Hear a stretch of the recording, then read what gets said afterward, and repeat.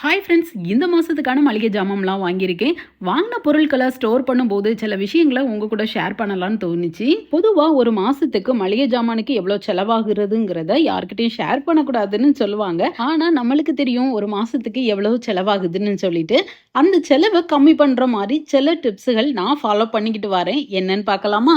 மளிகை பொருட்கள் மொத்தமாக வாங்கும்போது அண்ணாச்சி கடை, அதாவது மொத்த வியாபார கடைகளில் வாங்கலாம்.